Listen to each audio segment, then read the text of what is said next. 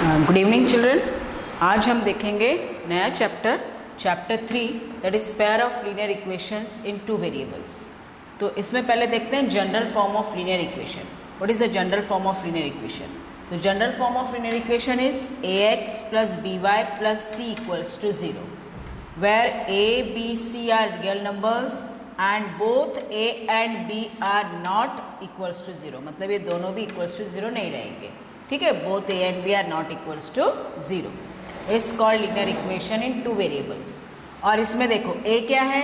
Coefficient of x, b क्या है? Coefficient of y and c is the constant term, ठीक है। तो ये आपको ध्यान में रखना है ax plus by plus c equals to 0। Now we'll see graphical representation of solution of a pair of linear equation।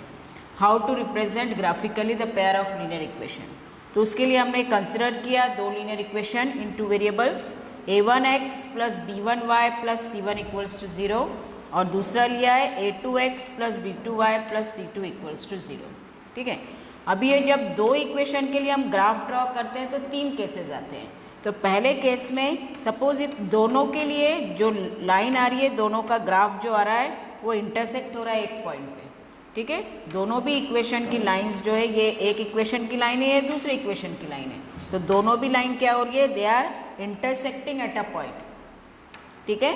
तो जहाँ पे लाइंस इंटरसेक्ट होती है वहाँ पे उसको एक ही सॉल्यूशन रहता है। जैसे देखो पी एक्स वाई, यहाँ पे जो भी आएगा, सपोज यहाँ पे 3 और ये 2 आया सपोज, तो P32 इसका सॉल्यूशन रहेगा, ये इक्वेशन का सॉल्यूशन रहेगा P32। सॉल्यूशन मतलब आप x की वैल्यू 3 रखोगे, y की वैल्यू 2 रखे तो LHS इक्वल्स टू RHS आएगा आपको, ठीक है। तो जब when the line intersect at a point, जब लाइन एक पॉइंट पे इंटरसेक्ट होती है तो इट हैज़ यूनिक सॉल्यूशन, उसको एक ही सॉल्यूशन रहता है। सो here the lines intersect in a single point, so in this case the pair of equation has unique solution, मतलब एक ही सॉल्यूशन रहेगा उसको, ओनली वन सॉल्यूशन, ठीक है। जब इंटरसेक्ट होगा तो एक ही सॉल्यूशन रहेगा, ओनली वन सॉल्यूशन। अब इसको एक सॉल्यूशन है, सो ये बोलते हैं these lines are called consistent pair of equation. ये इसको इक्वेशंस को क्या बोलते हैं? कंसिस्टेंट पेयर ऑफ इक्वेशंस, ठीक है, क्योंकि इसमें एक सॉल्यूशन है, ठीक है। द नेक्स्ट केसेस, अभी देखो जब ये इक्वेशन ड्रॉ किया हमने, जो लाइंस इक्वेशंस के लिए जब हमने लाइन ड्रॉ की है तो we get to parallel lines, तो दो पैरेलल लाइंस मिले हैं हमको, ठीक है। तो हमको दो पैरेलल लाइंस मिले हैं, तो इसमें इक्वेशंस चेंज हो सकती है, ठीक है। तो इसमें दो पैरेलल लाइन मिली यहाँ पे। तो अभी आप ये पैरेलल लाइन के लिए can we find the solution? हम सॉल्यूशन फाइंड कर सकते हैं क्या? कोई कॉमन सॉल्यूशन है क्या? नहीं।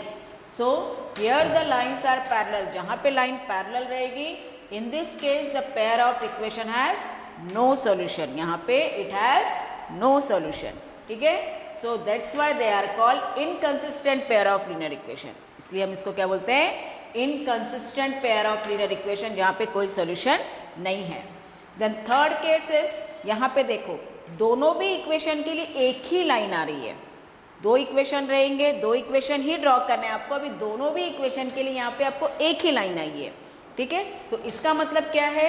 Here the lines are coincident, मतलब दोनों भी लाइन कोइंसाइड हो गई है, एक के ऊपर एक आ गई है दोनों भी line. So here the lines are coincident. तो जहाँ पे कोइंसिडेंट लाइन है वहाँ पे देखो बहुत सारे सॉल्यूशंस मिलेंगे हमको, बहुत सारे सॉल्यूशंस हम फाइंड कर सकते हैं इसके। So in this case the equation have infinitely many solutions. तो यहाँ पे क्या रहता है? It has infinitely many solutions, ठीक है। तो here the lines are coincident. Coincident मतलब दोनों भी इक्वेशन के लिए एक ही लाइन आएगी, दोनों भी इक्वेशन के लिए एक ही लाइन आएगी, मतलब दोनों का कोऑर्डिनेट्स एक ही आ जाएगा, ठीक है। तो दोनों भी लाइन ओवरलैप हो जाएगी एक के ऊपर, ठीक है। इसलिए हम यहाँ पे बोलेंगे द लाइन्स आर कोइंसिडेंट, ठीक है। लाइन्स आर कोइंसिडेंट, और कोइंसिडेंट है तो हम देखो बहुत सारे सॉल्यूशन मिलते हैं हमको, ये 3 1 फिर 2 2 फिर 1 3 1 2.5, ऐसे बहुत सारे solutions we can find. So in this case the equation have infinitely many solutions, ठीक है। इसलिए इसको बोला जाता है दे आर कॉल्ड डिपेंडेंट और कंसिस्टेंट पेयर ऑफ इक्वेशन। तो बेटा यहाँ पे देखो जहाँ पे सॉल्यूशन है उसको कंसिस्टेंट बोलते हैं, और जहाँ पे सॉल्यूशन नहीं है that is called as inconsistent, ठीक है। तो जहाँ पे इनफाइनाइटली मेनी सॉल्यूशन है उसको बोलते हैं डिपेंडेंट और कंसिस्टेंट पेयर ऑफ इक्वेशंस, ठीक है। अभी दूसरा और एग्जांपल कैसे पहचानना है कि विदाउट ग्राफिकली कैसे पहचानना है कि वो इंटरसेक्टिंग है, पैरेलल है कि कोइंसिडेंट लाइंस है, ठीक है। तो उसके लिए देखो, consider the pair of equation, हमने फिर से दो पेयर ऑफ इक्वेशन कंसिडर किए। अभी यहाँ पे पहला केस है if a1 upon a2, a1 upon a2, a1 a2 क्या है, coefficient of x, b1 b2 क्या है, कोएफिशिएंट ऑफ y, और c1 c2 क्या है, constant term. If the ratio a1 by a2 is not equals to b1 by b2, अगर ये जो रेशियो है इसमें जो भी वैल्यूज दिए हैं यहाँ पे वो दोनों का वैल्यूज अगर नॉट इक्वल आता है, ये रेशियो नॉट इक्वल्स आते हैं, तो हम बोलेंगे they are consistent intersecting lines, the lines are intersecting and it is consistent pair of equation, ठीक है। दूसरे इसमें if a1 by a2 equals b1 by b2 not equals to c1 by c2, अगर थर्ड इक्वेशन को वो not equals रहता है तो उसको हम बोलेंगे पैरेलल लाइंस, और that is called as inconsistent pair of equation, उसको बोलते हैं इनकंसिस्टेंट पेयर ऑफ इक्वेशन, ठीक है। तीसरा है if a1 upon a2 is equals to b1 upon b2 is equals to c1 upon c2, मतलब यहाँ पे तीनों भी रेशियोज क्या है, इक्वल दिए हुए हैं। तीनों भी रेशियोज जब इक्वल रहेंगे तो उसको बोलेंगे coincident lines, so it has consistent pair of equation, ठीक है, इसको कोइंसिडेंट लाइंस बोलेंगे। अभी यहाँ पे देखो, यहाँ पर आप देखो, अभी कोई भी ग्राफिकल इक्वेशन को किस तरीके से सॉल्व करना है, तो 2x plus 3y equals to 9 दिया है, 4x plus 6y equals to 18 दिया है, ठीक है। तो आपको क्या करना है, पहले जो इक्वेशन दी है उसको इन टर्म्स ऑफ y या फिर in terms of x represent करना है। तो हमने क्या लिया यहाँ पे, इन टर्म्स ऑफ y लाया है, मतलब y की वैल्यू निकाली है इक्वेशन में से। तो वो कैसे निकाली है, 3y equals to 9 minus 2x, 2x को उधर लेके गए तो ये हो जाएगा y equals 9 minus 2x upon 3, ठीक है। अभी क्या किया हमने, आप डिफरेंट वैल्यूज ऑफ x रखो और y के वैल्यू फाइंड करो। तो x का वैल्यू हमने 0 रखा पहले, तो 2 इंटू 0 0 हो जाएगा, 9 माइनस 0 9 आएगा, 9 डिवाइडेड बाई 3 3, तो 0 3 0 3 आया पहला कोऑर्डिनेट। फिर उसके बाद x की वैल्यू 3 रखो, 2 3 ज़ा 6, 9 माइनस 6 3, 3 अपॉन 3 1, फिर माइनस 3 रखो, ये minus 2 into minus 3 plus 6, 9 plus 6 हो जाएगा 15, 15 डिवाइडेड बाई 3 आ जाएगा 5, ठीक है।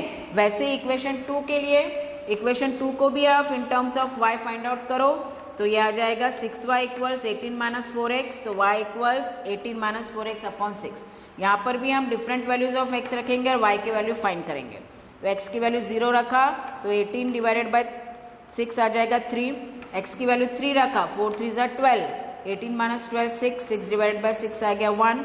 अभी इसका वैल्यू x का वैल्यू 6 रखा, 6 4 ज़ा 24, 18 माइनस 24 आता है माइनस 6, तो ये आ जाएगा माइनस 1, ठीक है। तो ये हो गए आपके कोऑर्डिनेट्स। तो इसको आपको प्लॉट करना है, फिर प्लॉट करके वो इक्वेशंस ग्राफिकली इसको रिप्रेजेंट करना है, ठीक है, फॉलोड।